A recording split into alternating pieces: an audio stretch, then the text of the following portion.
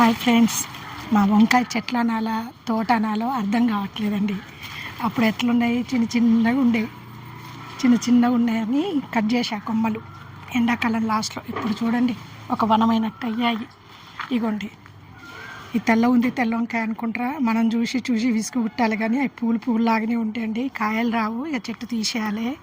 అదే పడి మొలిచింది, మరి ఎలా మొలిచిందో తెలీదు. ఇగోండి వంకాయలు చూడండి ఎలా గుత్తులుగా వస్తున్నాయో. మొత్తం 4 రకాలు ఉన్నాయండి. ఈ వైట్, ఇగోండి ఇవి గుత్తి వంకాయలండి.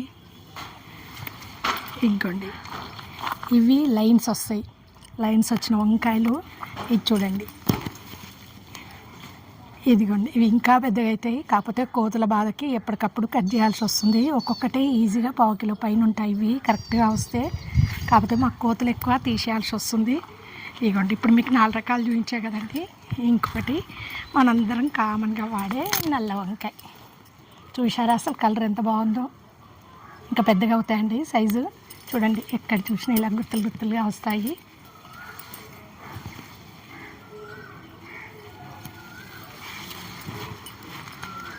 ఈరోజు హార్వెస్ట్ చేస్తున్నాను, అందుకే ఒకసారి వీడియో తీద్దామని చూపిస్తున్నాను. ప్రతి కొమ్మలకి కాయలు ఉంటాయండి. అసలు ఆకులు ఎన్ని ఉంటాయో కాయలు అన్నీ ఉంటాయేమో అనిపిస్తుంది.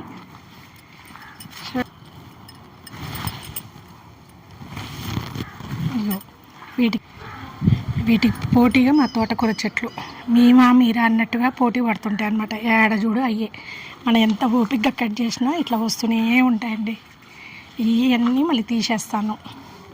ఇవి తీసేస్తే ఆకు పెద్దగా అవుతుంది, ఇవి ఉంటే మాత్రం ఆకు పెద్దగా అవ్వదు. తోటకూర చెట్టుకి అదొకటి చూసుకోవాలి. అవి ఉన్నా కూడా మళ్ళీ గాలికి పడ్డ చోటల్లో మళ్ళీ తోటకూర చెట్లు మొలుస్తాయి.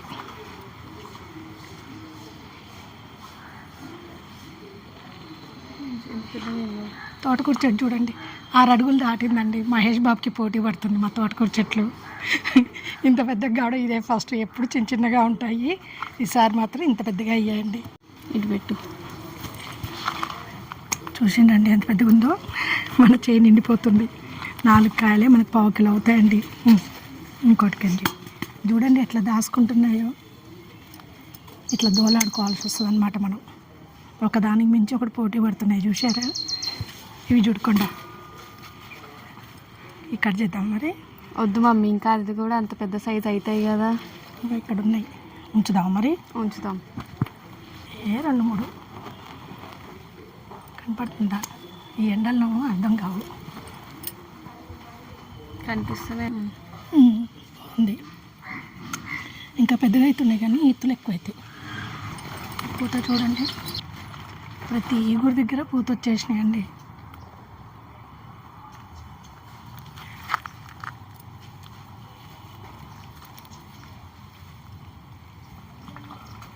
ఇగో ఇవి గీతలు ఉన్నాయి, ఈ వైట్, ఇవి వంకాయ కలరు, ఇదేమో గుండు వంకాయ, ఇవి ఎగ్ వంకాయ. కొమ్మలు లేపి కూడా చూసుకోవాలి. నువ్వు కొమ్మలు లేపట్లో ఎంతసేపు కనపడ్డేది తెంపుతున్నావు. లేపి కొమ్మల్ని తెప్పుకో. ఎన్నున్నాయి, ఎంత బాగున్నాయి చూడండి. దొంగలు ఎన్ని రోజుల నుంచి దాచుకుంటున్నావు. ఇంతవరకు చూడలే, ఎంతసేపు పైన కనపడ్డే తెంపుతున్నావు. అసలు భలే వచ్చినాయి చూడండి ఇన్ని గుత్తులు. ఒకటే చెట్టు ఇదంతా, ఒకటే కొమ్మ ఒకటే చెట్టుకి ఎన్ని వచ్చాయో. సూపర్ అండి.